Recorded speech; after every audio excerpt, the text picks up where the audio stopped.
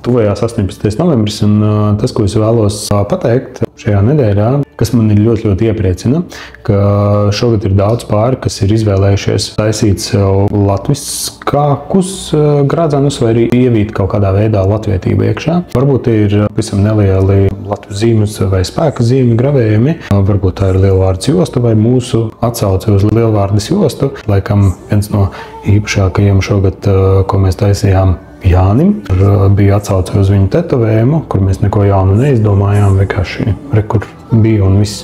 Šī tendence turpinās. Mums ir liels prieks, kad arī cilvēki izvēlas sudrabu. Un ne tikai tamdēļ, ka tas ir lētāk, bet ka viņi izjūt to kā savu materiālu. Mēs jau esam sākuši arī taisīt nākamajam gadam jaunus, drusciņi citādus, katram savus modeļus un arī, kur ir ievīta latvietība iekšā. Tā kā priecīgus svētkus un tiekamies!